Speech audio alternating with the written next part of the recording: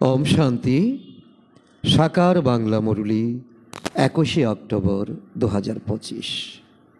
আজকে বাবা বলেছেন, মিষ্টি বাচ্চারা, ভোরবেলা উঠে বাবার সাথে মধুর বাক্যালাপ করো। বিচার সাগর মন্থন করার জন্য ভোরবেলা হলো উপযুক্ত সময়। আজকে বাবা আমাদের অমৃতবেলার মহত্ব বোঝাতে এসেছেন। কারণ 21 জন্মের কামাই করার জন্য এই এক জীবনের অল্প সময় যখন থেকে আমরা জ্ঞান পেয়েছি, আর তখন থেকে অন্তিম সময় পর্যন্ত এই সময়টাকে আমাদের মূল্যবান সময় বলে বিবেচিত করা উচিত।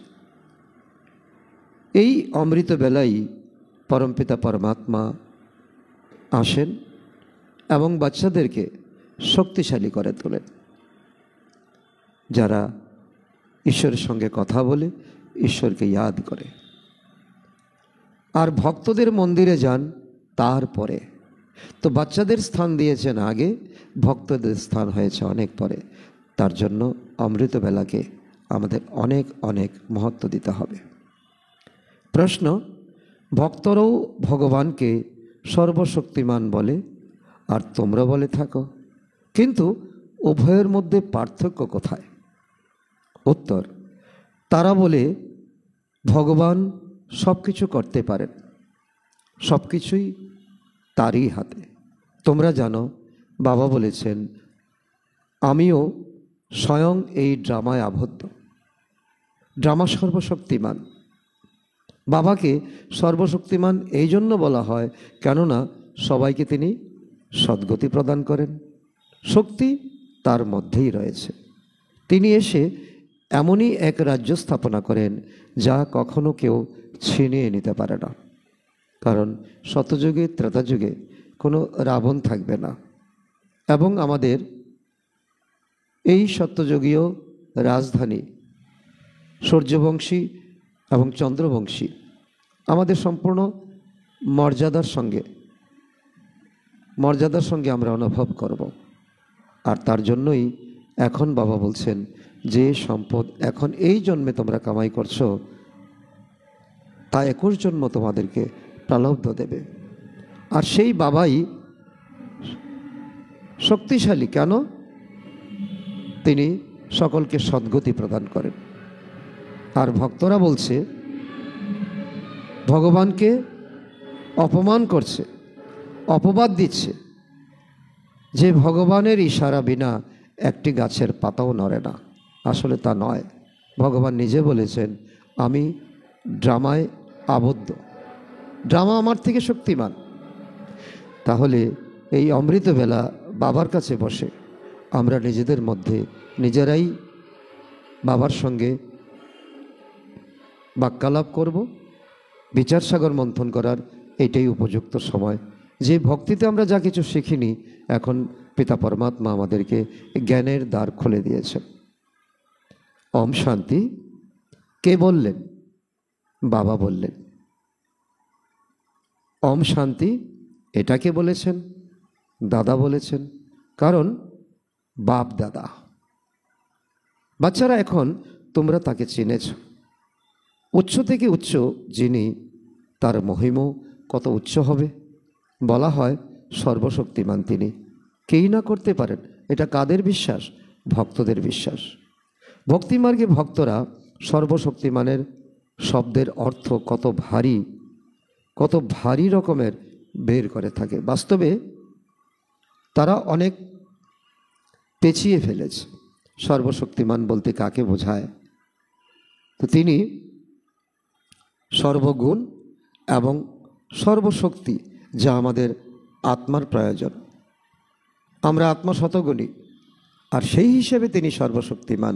কিন্তু তিনিও ড্রামাতে বাধা।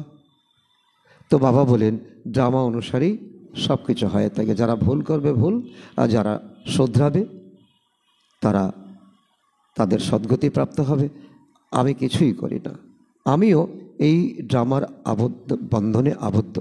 শুধুমাত্র বাবাকে স্মরণ করলে নিজেরাই সর্বশক্তিমান হয়ে উঠবে। এই জন্য তিনি বলেছেন, মামেকম স্মরণ করো। আমি পরমাত্মার মধ্যে এমন শক্তি বিদ্যমান আছে, তো যাকে স্মরণ করলেই তোমাদের যত শক্তির অভাব সেই শক্তি পূরণ হয়ে যাবে। পবিত্র হয়ে তমপ্রধান থেকে শতপ্রধান হয়ে যাবে। শুধু একটাই সিক্রেট, বাবাকে স্মরণ করো, আর কোনো মেহনত করতে হবে না। শুধুমাত্র বাবাকে স্মরণ করলেই নিজেরাই সর্বশক্তিমান হয়ে উঠবে। পবিত্র হয়ে তমপ্রধান থেকে শতপ্রধান হয়ে যাবে। বাবা সর্বশক্তিমান, তাই ওনাকে শেখাতে হয় বাচ্চারা। রোজ দিন বাবা বলেন, বাচ্চারা আমাকে স্মরণ করলে তোমাদের বিকর্ম বিনাশ হবে জন্ম জন্মান্তরের, তারপর সর্বশক্তিমান হয়ে বিশ্বে তোমরা রাজত্ব করবে। শক্তি না থাকলে রাজত্ব কীভাবে করবে বলো? কারণ দাপর থেকে মায়া তোমাদের শক্তিহীন করে দিয়েছে। এখন শক্তি পুনরায় উজ্জীবিত করতে হবে। শক্তি পাওয়া যায় যোগের দ্বারা। সেই জন্য ভারতের যোগের এত মাহাত্ম্য। সন্ন্যাসীরা বিদেশে গিয়ে এই যুগের প্রচার করে, কিন্তু রাজযোগ তো শেখাতে তারা পারে না। রাজযোগ শেখানোর অধিকারী একমাত্র বাবা পিতা পরমাত্মা। তোমরা বাচ্চারা নম্বর অনুসারে স্মরণ করে খুশি প্রাপ্ত করো। খুশির মতো খাজানা নেই। সকলে সমান খুশির অনুভব করে না। যারা অনুভব করে তাদের খুশি গায়েবই হয় না। তোমরা জানো আমরা আত্মারা বাবাকে স্মরণ করে বিশ্বে রাজত্ব করব। এমন শক্তি কারো নেই যে সত্যযুগে ছিনিয়ে নিতে পারবে, ত্রেতাযুগে ছিনিয়ে নিতে পারবে, কারণ সেখানে কোনো রকম মায়ার জোর থাকবে না। উচ্চ থেকে উচ্চতর বাবার মহিমা সবাই করে, কিন্তু না বুঝে। আর এখন বাচ্চারা তোমরা মহিমা করছো বুঝে শুনে, জেনে শুনে। তো একজন মানুষও নেই যে জানে এটা একটা নাটক বা ড্রামা। অত্যন্ত সূক্ষ্ম এই ড্রামার জ্ঞান যার থাকবে না, সে উপরে উঠে আবার নিচে নেমে যাবে। জ্ঞানকে বুঝে আবারও অবুঝ হয়ে যাবে, অজ্ঞানী হয়ে যাবে। সেজন্য বাবা বলছেন যে এটা তো একটা নাটক, তোমাদের কৃত কর্মের একটা রেকর্ড। যদি জানতো এটা নাটক, তবে শুরু থেকে শেষ পর্যন্ত স্মরণে থাকা উচিত ছিল। অনেক বাবার বাচ্চারাই বাবার হাত ছেড়ে দেয়, কিন্তু যে বুঝে আর ড্রামাটাকে যে বুঝবে সে কখনোই বাবাকে হাতছাড়া করবে না। নয়তো নাটক কথাটাই ভুল হয়ে যায়। বলাও হয়ে থাকে এ হলো সৃষ্টি রঙ্গমঞ্চের নাটক, আর আমরা শুধু পার্ট প্লে করে আসছি। এবং প্রত্যেকটা আত্মা যদি, বিশেষ করে যারা আমরা জ্ঞান প্রাপ্ত করেছি, আমরা যদি বুঝতে পারি যে আমার পার্ট আমি করছি, আমার সামনের ব্যক্তি ওনার পার্ট করছে, কিন্তু ওনার পার্টে ইন্টারফেয়ার করার আমার কোনো অধিকার নেই, তাহলে সংসারটা একেবারে সুন্দর হয়ে যায়। আজকে ঘরে ঘরে অনেক অশান্তি, দেশ বিদ্রোহ, হিংসা, কেন? শুধু একটা জিনিস না বোঝার কারণে। সুতরাং এই নাটকের আদি মধ্য অন্তকে তো জানা উচিত। জীবনের সলিউশন যদি করতে হয়, তাহলে অঙ্ককে যদি মিলাতে হয়, তাহলে এই সূত্রকে তো অবশ্যই বুঝতে হবে। সেজন্য এ হলো সৃষ্টি রঙ্গমঞ্চের নাটক, আর আমরা পার্ট প্লে করে আসছি। সুতরাং এই নাটকের আদি মধ্য অন্তকে জানা উচিত, তাই না? এটাও বলা হয় আমরা ওপর থেকে আসি, তবেই তো জনসংখ্যা বৃদ্ধি পেতে থাকে। সত্যযুগে অল্প সংখ্যক মানুষ ছিল, এত আত্মা কোথা থেকে এসেছে এই সত্য কি আমরা জানি? এই বিষয়ে কারো কিছু জানা নেই, না কোনো গবেষণা আছে। এ হলো অনাদি অবিনাশী পূর্ব নির্ধারিত ড্রামা, যা শুরু থেকে শেষ পর্যন্ত রিপিট হতেই থাকে। যেমন রিপিট হয়েছে এই কল্পে, আগামী কল্পেও রিপিট হবে। তোমরা বায়োস্কোপ শুরু থেকে শেষ পর্যন্ত দেখো, সিনেমা আবারও যদি দ্বিতীয়বার দেখো, তাহলে প্রথম থেকে শেষ পর্যন্ত একই ঘটনার কি হবে? পুনরাবৃত্তি হবে, ন্যূনতম পার্থক্য হবে না। তো এই বিষয়টাই আমাদের বুঝতে হবে। আমি আত্মার মধ্যে জন্ম জন্মান্তরের পার্ট সেখানে লিপিবদ্ধ আছে। কোনোটা এখন যে পাঠ হচ্ছে সেটা উপরে ভেসে উঠছে, আর যেটা পরে পাঠ হবে সেটা নিচে ডেবে আছে। শুধু এতটুকুই পার্থক্য। বাবা মিষ্টি মিষ্টি বাচ্চাদের কত বিশদভাবে জ্ঞান বুঝিয়ে বলেন, বাচ্চারা তোমরাও বলো অনুভবের সাথে, বাবা তুমি কত মিষ্টি বাবা। বাবা এখন তো আমরা তোমার সাথে আমাদের শোকধামে যেতে চলেছি। প্রথমে যাব নির্বাণ ধামে, তারপর আসবো শোকধামে। এখন তো জেনেছি আত্মা পবিত্র হলে তো ওখানে সত্যযুগে আমাদের সুখ সম্পত্তির কোনো রকম অভাব হবে না। দুধও আমরা পবিত্র পাব। শ্রেষ্ঠাচারী মায়েরা কত মিষ্টি হয়, সময় মতো বাচ্চাকে নিজেই দুধ পান করিয়ে থাকেন। আর বর্তমানে আয়ার কাছে থাকে বাচ্চা, আর ঘরের মায়েরা চাকরি করতে বেরিয়ে যায়। তো বাচ্চারা কান্নাকাটি করার সত্যযুগে কোনো প্রয়োজনই পড়বে না। প্রয়োজনের আগেই, কান্নাকাটির আগেই তাকে দুধ পান করিয়ে দেবে, সে খেলবে। এসব বিষয়ে মনন চিন্তন করা উচিত। অমৃতবেলায় বাবার সাথে বাক্যালাপ করলে কত আনন্দ হয়, কারণ এই ছোট্ট ছোট্ট বিষয়। আর টপিক এটা নিয়ে অমৃতবেলা বসে যাও বাবার কাছে, বাবা তুমি কত সুন্দর যুক্তি দিয়ে বোঝাও। শ্রেষ্ঠাচারী রাজ্য স্থাপন করার কথা, আমরা শ্রেষ্ঠাচারী মায়ের কোলে যাব। অনেকবার আমরা এই নতুন সৃষ্টিতে গেছি সত্যযুগে, আবারও আমরা নিচে নেমে এসেছি, আবার এখন পুরুষার্থ করছি, আবারও যাব নতুন জগতে। আমরা আমাদের খুশির দিন আবারও আসছে। এখানে কি করে? এখানে মানুষ একদিন উৎসব পালন করে, একদিন দীপাবলি পালন করে, একদিন লক্ষ্মী পুজো পালন করে, 4 দিন দুর্গা পুজো পালন করে। তো খুশি পুষ্টি প্রদান করে, যার জন্য গায়ন আছে। তোমরা যদি অতীন্দ্রিয় সুখ সম্পর্কে জানতে চাও তবে গোপীদের জিজ্ঞাসা করো। এখানে যারা রোজ প্রতিদিন ক্লাস করতে আসে, আর একদিন উৎসব করে ভক্তরা একদিনের জন্য খুশি পায়, কিন্তু তার পরের দিন সেই খুশি থাকে না। আর অ্যাকচুয়াল অতীন্দ্রিয় সুখ থাকে আমাদের বাচ্চাদের কাছে, যারা আমরা রোজ লেখাপড়া করছি। এখন তোমরা অনন্ত জগতের বাবাকে পেয়ে গেছো। বাবাই আমাদের স্বর্গের শ্রেষ্ঠচারী মালিক করে তোলেন। কল্পে কল্পে আমরা নিজেদের রাজ্য ভাগ্য গ্রহণ করে থাকি, এটা আমাদের জন্মসিদ্ধ অধিকার। আমরা পরাজয়ের অভিজ্ঞতা লাভ করি, তারপর আবার জয় প্রাপ্ত করি। এখন বাবাকে স্মরণ করলেই কি হবে? আমাদের রাবণের উপর জয় লাভ করে আমরা পবিত্র হতে পারবো। শতযুগে লড়াই, দক্ষ ইত্যাদির কোনো চিহ্ন মাত্র থাকবে না, কোনো খরচও থাকবে না, কোনো খরচও নেই। ভক্তিমার্গে জন্ম জন্মান্তর ধরে কত খরচ করেছি, তীর্থযাত্রা, যজ্ঞ, জপ, তপ, ভক্তি। এখন আধাকল্প আর আমাদের গুরুর প্রয়োজন নেই, পূজা অর্চনার কোনো প্রয়োজন নেই। আমরা এবার শান্তিধামে, তারপর শোকধামে যাব। বাবা কাহিনী রূপে আমাদেরকে প্রতিদিন বোঝাচ্ছেন, যাতে মায়া কোনো রকমভাবে আমাদেরকে পর্যদস্ত না করতে পারে। বাবা বলেন তোমরা শোকধামের পথিক, এখন দোগধাম থেকে শোকধামে যেতে হবে। বাহ, আমাদের বাবা অনুভব হওয়া চাই প্রতিটা শব্দে, প্রতিটা বাক্যে। কেমন আমাদের ঈশ্বরীয় পঠন পাঠন করাচ্ছেন, অবাক হয়ে শুধু থাকা চাই। অবাক থেকে আরও অবাক, গভীর থেকে আরও গভীরে। আমাদের স্মৃতিস্মারকও রয়েছে, কত চমকপ্রদ বিষয়, তাই না? দিলবারা মন্দিরের কত অপার মহিমা। আমরা এখন রাজ্য শিখছি, তার স্মৃতিচিহ্ন তো অবশ্যই তৈরি হবে, তাই না? তাও জৈন ধর্মদের দ্বারা। এই মন্দির হুবহু আমাদের স্মৃতিস্মারক। চৈতন্যতে আমরা এখন পুরুষার্থ করছি, আর জৈন ধর্ম অবলম্বীরা তারা এই মন্দির বানিয়েছে, ওপরে স্বর্গ দেখিয়েছে। বাবা, মাম্মা এবং আরও অনেক বাচ্চা বসে আছে, সবাই যোগ তপস্যায় রত। নিচে বসে যোগ শিখছেন, ওপরে স্বর্গের রাজত্ব। তো কল্পবৃক্ষ, এটাও একটা সুন্দর সুন্দর ছবি, কত পরিষ্কার দেখানো হয়েছে।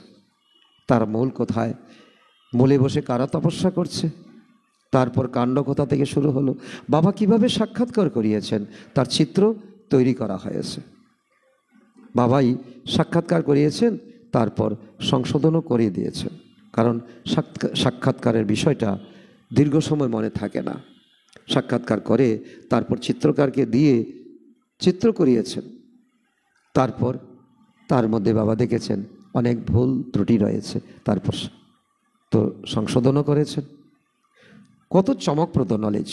এই নলেজ সম্পর্কে কেউ জানে না, শুধু কম্পিটিশন। বাবা বসে বোঝান মানুষ কত তমপ্রধান হয়ে গেছে, জনসংখ্যা বৃদ্ধি হয়েছে, তাও ভোগবলের দ্বারা। ভক্তিও বৃদ্ধি পেতে পেতে একেবারে তমপ্রধান হয়ে গেছে। তোমরা এখন শতপ্রধান হওয়ার পুরুষার্থ করছো। দুনিয়া উল্টো দিকে চলছে, তোমরা সঠিক দিকে চলছো। গীতাতেও মনমনা শব্দটি আছে। শুধু এটাই জানে না ভগবানকে কে বলেছেন আমাকে স্মরণ করো। বাচ্চারা, তোমাদের এখন অমৃতবেলায় উঠে বিচার সাগর মন্থন করতে হবে, কিভাবে মানুষের কাছে ভগবানের পরিচয় দেব। অনেক বড় দায়িত্ব তোমাদের। ভক্তি মার্গেও মানুষ ভোরবেলায় উঠে ঘরে বসেই ভক্তি করে, কেউ বা মন্দিরে যায়, সেটাও বিচার সাগর মন্থন করা হলো, তাই না? ঘরে বসে পূজা অর্চনা করা, মন্দিরে গিয়ে পূজা অর্চনা করা। এখন তোমরা জ্ঞানের তৃতীয় নেত্র পেয়েছ, তাই না? এখন দিনের আলোকের মতো পরিষ্কার হয়ে গেছে। বাবা তৃতীয় নেত্রের কথা শুনিয়ে থাকেন। একই ভক্তিতে তোমরা তিজরির কথা বলেছ। তিজরির কথা, অমরত্বের কথা, সত্যনারায়ণের কথা সবারই জানা। তো এসব কথা একমাত্র বাবাই এসে শোনান, যা পরবর্তীতে ভক্তি মার্গে শোনানো হয় এবং এই নাম দিয়ে চালানো হয়। আর ভক্তরাও সত্য সত্য বলে মেনে নেয়। তো জ্ঞান দ্বারা তোমরা নির্বিকার হয়ে ওঠো। সেই জন্য দেবতাদের কি বলা হয়? পদ্মা পদম, পদমপতি বলা হয়। দেবতারা অবাধ ধনবান ও কোটিপতি হয়ে থাকে। তাদের ধন সম্পদের কোনো অভাব থাকে না। সোনাই সোনা, রত্নই রত্ন। কলিযুগ দেখো আর সত্যযুগকে দেখো, রাত্র দিনের পার্থক্য। দেবতারা কত সাহুকার থাকে, আর কলিযুগে এখন কানাকড়িহীন হয়ে গেছে। সম্পূর্ণ দুনিয়া পরিষ্কার হতে তো সময় লাগে না। এ হলো অনন্ত দুনিয়া। ভারত তার অবিনাশী খণ্ড, যে খণ্ডতে পরমাত্মা অবতরণ করেছে, কখনোই সম্পূর্ণ লুপ্ত হয়ে যায় না। আধাকল্প একটাই খণ্ড থাকে, তারপর নম্বর অনুসারে অন্যান্য খণ্ডের উত্থান হয়। বাচ্চারা, তোমরা কত জ্ঞান প্রাপ্ত করে থাকো। সবাইকে বলো ওয়ার্ল্ড হিস্ট্রি জিওগ্রাফির রিপিট কিভাবে হয়, এসে শোনো। প্রাচীন ঋষি মুনিদের কত সম্মান, কিন্তু তারাও সৃষ্টির আদি মধ্য অন্তকে জানে না। ওরা হলো হঠযোগী, কিন্তু ওদের মধ্যে পবিত্রতা আছে, যার মাধ্যমে ভারতকে ধরে রাখে। নয়তো ভারতের যে কি হতো কে জানে। তো তারা কি করেছে? অনেক ভারতকে পবিত্রতা দিয়ে, পবিত্রতার শক্তি দিয়ে ভারত আরও রসাতলে যেত। যখন কোনো বিল্ডিং রং করা হয় তখন তার শোভা বৃদ্ধি পায়। তো ভারতও পবিত্র ছিল, এখন পতিত হয়ে গেছে। ওখানে তোমাদের সুখ দীর্ঘ সময় ধরে চলে, 21 জন্ম গ্যারান্টি জীবন।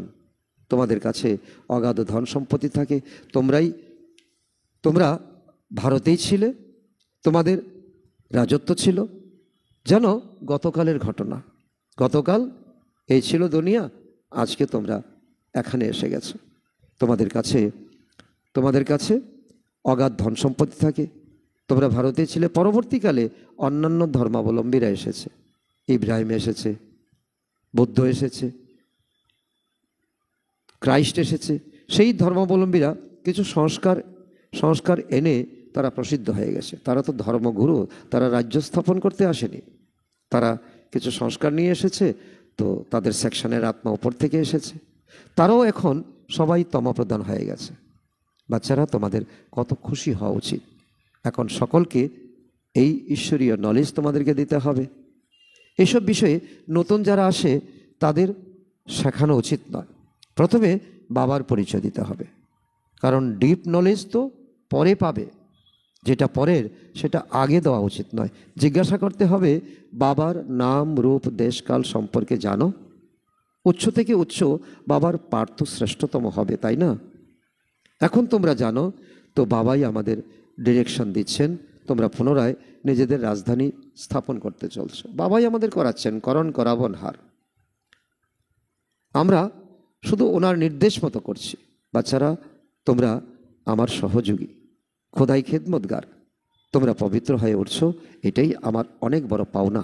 তোমাদের জন্য পবিত্র দুনিয়া অবশ্যই স্থাপন হবে। তোমরা এটা লিখতে পারো যে পুরানো দুনিয়া পরিবর্তন হতে চলেছে, তারপর এখানে কি হবে? সূর্যবংশী চন্দ্রবংশী রাজত্ব হবে 1250 বৎসর, 1250 বৎসর। তারপর আবার রাবণ রাজ্য শুরু হয়ে যাবে 2500 বৎসর, দাপর এবং কলিযুগ। চিত্র দেখে বোঝাতে মিষ্টি লাগে, এর মধ্যে তিথি তারিখ সব লেখা আছে। কারো যদি বোঝার ইচ্ছা থাকে, সে এখানেই তার পুরো নলেজ নিতে পারে, তার সমস্ত সংশয় দূর করতে পারে। ভারতের প্রাচীন যুগ অর্থাৎ স্মরণ, আর কিছু নয়। আত্মাকে সম্পূর্ণরূপে জানা, পরমাত্মাকে সম্পূর্ণরূপে জানা। তো আত্মা পরমাত্মাকে স্মরণ করা, স্মরণে বিকর্ম বিনাশ হয়, আর ঈশ্বরীয় পঠন পাঠনে রাজ্য প্রাপ্ত হয়। দৈবী গুণ ধারণ করতে হবে। তবে হ্যাঁ, প্রবল রূপে মায়ার তুফান আসবে। অমৃতবেলায় উঠে বাবার সঙ্গে অতি মধুর বাক্যালাপ করো। ভক্তি আর জ্ঞানের দুইয়ের জন্যই এই সময় খুব ভালো। আর বাচ্চাদেরকে শক্তি প্রদান করে বাবা পরে যান মন্দিরে, মিষ্টি মিষ্টি কথা বলা উচিত। এখন আমরা শ্রেষ্টাচারী জগতে যেতে চলেছি। কত বড় নেশা না! একটা নতুন পোশাক পরলেই আমাদের কত খুশি এসে যায়। বাবা কতভাবে ঈশ্বরীয় নেশা বৃদ্ধি করিয়ে থাকেন। এমন সব বিষয়ে কথা বললেও তোমাদের উপার্জন হবে। কেউ বুঝুক না বুঝুক, তার দায়িত্ব বাবার কাছে। শিব বাবা তোমাদের নরকবাসী থেকে স্বর্গবাসী করে তুলেছেন। প্রথমেই আমরা এসে অলরাউন্ড ভূমিকা পালন করে থাকি। একদম সত্যযুগের শুরু থেকে শেষ পর্যন্ত আমরা আছি। এখন বাবা বলছেন, এই ছিছি পোশাক ত্যাগ করো, দেহসহ সম্পূর্ণ দুনিয়াকে ভুলে যাও। এটাই হলো অনন্ত সন্ন্যাস। ওখানে তোমরা বৃদ্ধ হলে সাক্ষাৎকার হবে যে এই শরীর ত্যাগ করে আমি আত্মা আবার মায়ের গর্ভ গিয়ে জন্মগ্রহণ করব, আমি বাচ্চা হব। কত খুশি অনুভব হয়। শৈশব সবচেয়ে সুন্দর। এমন সব বিষয়ে অমৃতবেলা উঠে বিচার সাগর মন্থন করতে হবে। পয়েন্টস বের করে মনন চিন্তন করলে তো ঘন্টা 1.5 ঘন্টা কেটেই যাবে। যত অভ্যাস বাড়াবে ততই খুশির অনুভব বৃদ্ধি পাবে। খুব মজা লাগবে। ঘুরতে ফিরতেও স্মরণ করতে হবে। অবসর অনেক তোমাদের। তবে বিঘ্ন যে আসবে তাতে কোনো সন্দেহ নেই। আর সেই বিঘ্ন মায়ার বিঘ্ন, বুঝে নিতে হবে। মায়া নতুন নতুন রয়্যাল রূপ নিয়ে আসবে। কাজকর্মে মানুষের কিন্তু ঘুম আসে না। যারা কামাই করে তাদের কি ঘুম আসে না। আর তুমি যদি বাবার কাছে বসো এবং ভাবনা করো যে আমার কামাই হচ্ছে, তখন তোমারও ঝিমুনি আসবে না। আসল আলসে মানুষ ঘুমিয়ে পড়ে। তোমরা যতটা পারো শিব বাবাকে স্মরণ করো। তোমাদের বুদ্ধিতে আছে না, শিব বাবার জন্য আমরা ভোজন তৈরি করি। ভোজন অতি শুদ্ধতার সাথে বানানো উচিত, কারণ এটা ব্রহ্মা ভোজন। এমন কিছু যেন না হয় যাতে খিটমিট লেগে যায়।